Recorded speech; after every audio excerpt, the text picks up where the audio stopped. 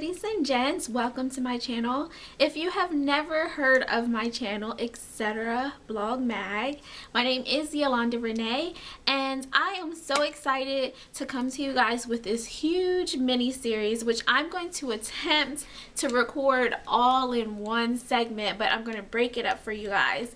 So definitely get used to me wearing my logo t-shirt. And everything you see here is going to be the same for every episode.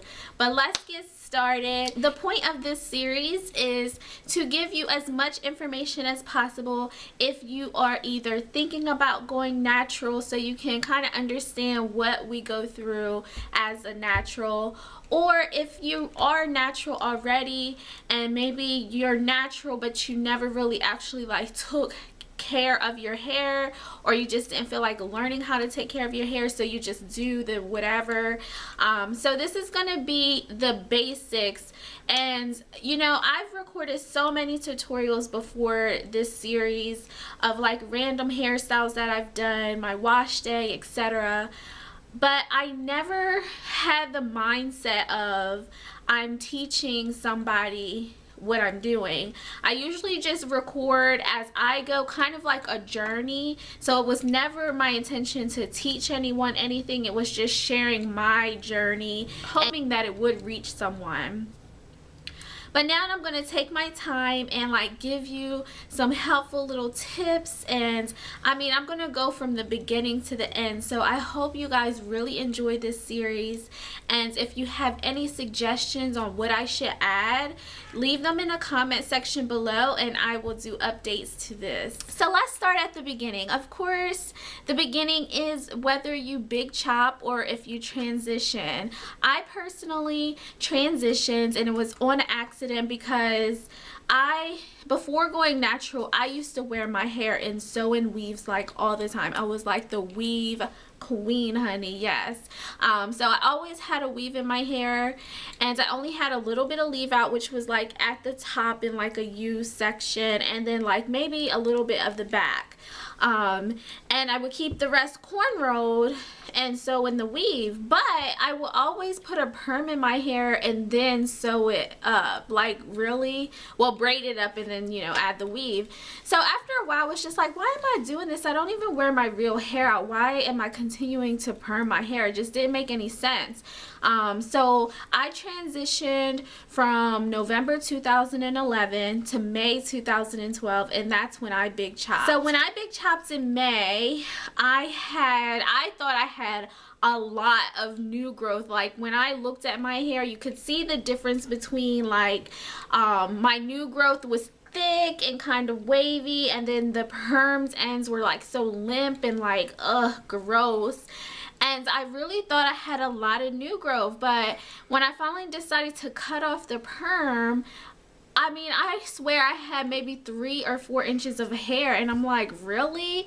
And once you cut that permed hair off and your hair is your natural hair is thick and curly, and it shrunk, and I was like, oh my gosh, I don't have any hair. I freaked out, but I went with it. I immediately fell in love with it. Everybody loved it. So that's just my quick story about how I transitioned. If you want a big chop, do it. I say do it. My only suggestion is whether you big chop or if you transition and do a mini big chop, I would say seek professional assistance with it, because I big chopped myself and it was easy. All I did is I washed my hair, and the water immediately made my hair curly, but the permed ends were limp, so I could figure out where the two textures met, and that's where I cut the hair. Maybe a little bit. I cut a little bit more than I should, because you want to make sure you get all that perm off. But I noticed that because I did my own big chop, and our hair grows in all different, I mean, it grows different in all different sections. So I mean, my hair, it was not a professional cut, and that will be a problem later on during your natural hair phase, or your natural hair journey, because if you have a weird cut, then it's going to be hard for you to have cute styles. It's going to be more difficult to shape it and all that. So get a professional cut. because a cut is everything. It will make your life so much easier. Styling will be so much easier. So definitely get someone professional to cut your hair. Also, when I did my big chop, it was such a sporadic type thing. I was watching YouTube and I wish I could remember who I was watching. I know one girl that I was watching is Makeup Doll, and she had another channel called Naturally Dolly or something. I was watching her big chop and that inspired me to do my own big chop. But there was another girl and I totally cannot think of her name. So it was definitely sporadic. I wasn't planning to big chop. I was just watching the videos and I just went for it. If you're gonna big chop, I definitely suggest you do your research and definitely listen to me, because the number one thing is, well, first of all, you want to be ready mentally, whether it's sporadic like I did or if you sit and think about it for a while. As long as your mindset is right, go for it. The second thing is you need to be prepared. I was not prepared. I did not know what I was getting myself into. I did not do any research on how to care for my hair, products, styles, nothing. I had no knowledge whatsoever except like just knowledge from taking care of my girl's hair. But I didn't have any products that I needed. I didn't have anything. So I want to tell you guys what products you need. So let's review really fast. One, you need to decide if you're going to big chop or transition. And even if you transition, you still have to do a mini big chop. I haven't heard of anyone actually keeping their perm ends the whole time. Eventually you're going to have to cut those ends off because you don't want them to just break off. You might as well cut them. So yes, you have to big chop or transition or mini big chop. You need to be prepared mentally because it's going to be a huge difference if you are not fully in it. If you're not fully in it, you're probably going to have a hard time with this huge change. Like some people say it's just hair, but our hair is like everything. It is more than just hair.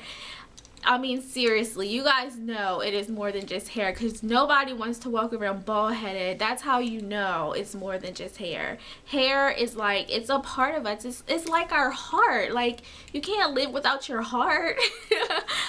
So you definitely have to be confident in your decision.